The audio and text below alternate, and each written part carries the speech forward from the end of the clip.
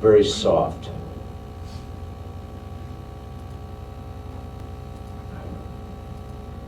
I call this photo the bucket of bolts. I have no idea if that's the actual airplane that became the bucket of bolts, but anyway, there was one of these old, what is that? Beach 18s? Yeah. Yeah. 45. Anyway, you know, I don't know who was operating it, but somebody, Steve Kelly took a picture of it.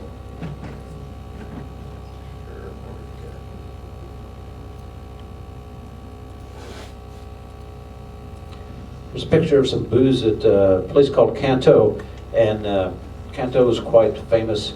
It's 3,000 feet long. There was a crew from Travis Air Force Base flying a C-124. They were supposed to land at a place called Bentui, which was 4 miles up the river. The runway headings were identical. Bentui was 7,000 feet long, which could handle a C-124. Canto was 3,000 feet long. Guess what happened? C-124 landed at Canto and just ruined the runway. But anyway, they stripped the 124 of everything they could possibly take out of the airplane and repaired the runway and managed to get it out of the airfield. Here's what full flaps look like on a Caribou. When you call for tactical flaps or flaps 40, the flaps relative to the chord line of the wing extended 63 degrees down.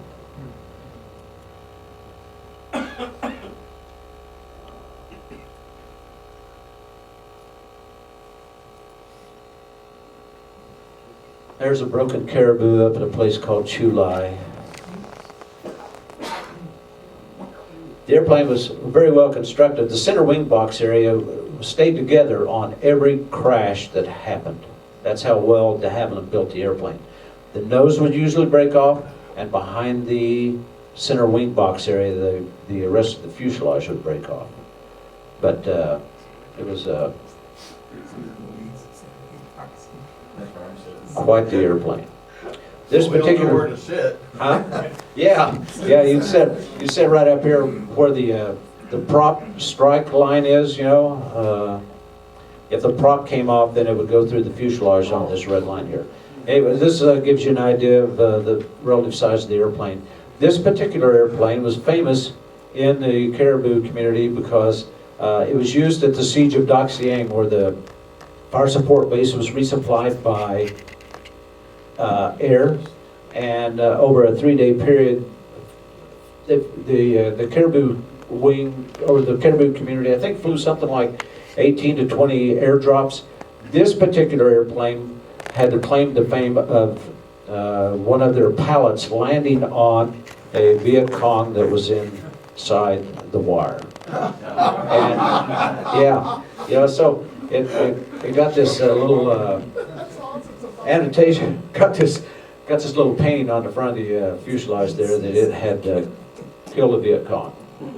The only time it's known that a Caribou actually killed anything. There's a picture of the front office. We had ceramic plates around the chairs of the co-pilot and pilot seat. And this right here, you fold back, or if you were going into some place that was hostile, then you could fold it up and it provide some protection. We also had the ceramic plate in the bottom of the seat and on the outside. This was taken probably sometime earlier in the war, when the guys were given full ammo belts of .38 special ammunition. That's what the pilots carried. The flight engineer would always have a M16 that he would carry in the back of the airplane.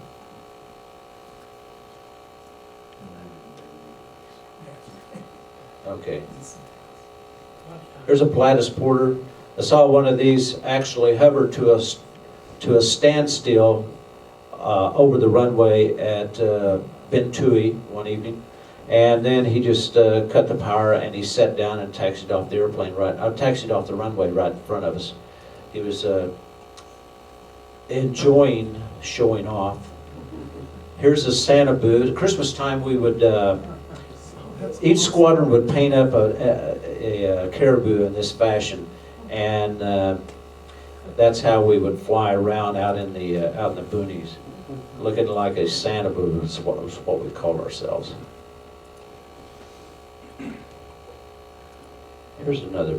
I think this is a better picture of tactical flaps. There you go. The interesting thing about this wing was not only when the flaps went down, you can see that relative to the chord line, it's about 63 degrees. The ailerons drooped, and then there was an automatic system that adjusted your elevator.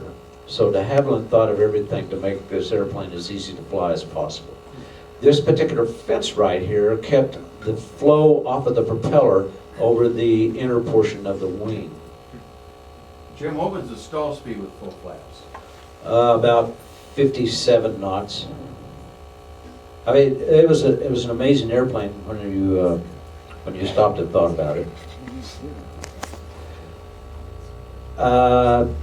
We could airdrop just about anything that would fit in the back of the airplane. This particular water buffalo, I don't know if he made it safely to the ground or not, but you look at this cage that he's in.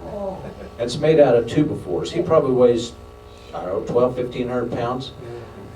I really had to wonder if he made it to the ground safely. Here, I can't imagine doing this. Turning, it's one thing to have a water buffalo in a cage. It's another thing to have a bunch of them running loose in the back of the airplane. Not to mention what they were going to possibly leave behind as calling cards.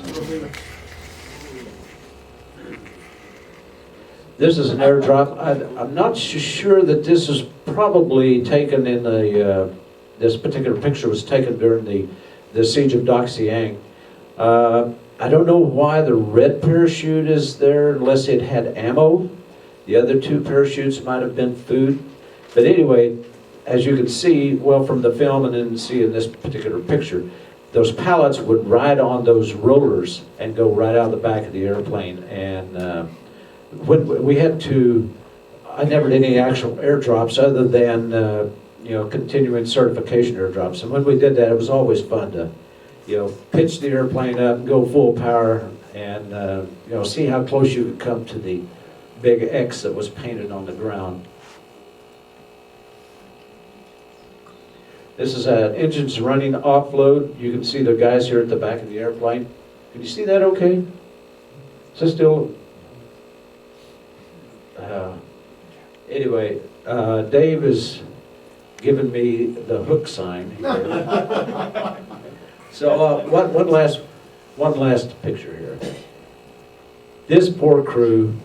This was a gear-up landing immediately after takeoff at Chiang Mai Airport up in northern Thailand. What happened was the overhead hatch right behind the captain flew open just as he lifted off. The flight mechanic forgot to secure it. So anyway, when that hatch flew open, it banged against the top of the fuselage. But at the same time it opened, the captain said, "Gear up." So the gear handle went up, and when he heard this big bang, he thought, "Oh my goodness, what the hell's going on?" So he immediately aborted the takeoff, but he forgot that he had put the gear up. So he came back down, and his picture on the horizon was lower than normal as the airplane hit the runway. When the airplane hit the runway, it took the props and cut them in half, shortened them by 50%.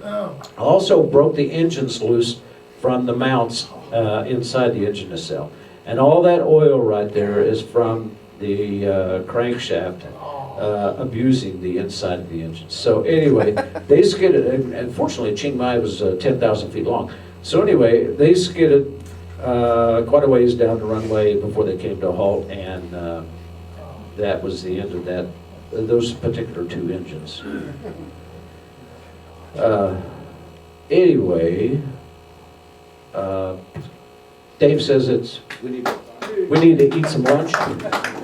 And like I said, you can go to the website, you can go to the Caribou website, and you can see all these pictures. Like I said, you can, over 40 different photo galleries, you can entertain yourself for hours and hours and hours. So anyway, thank you for your attention.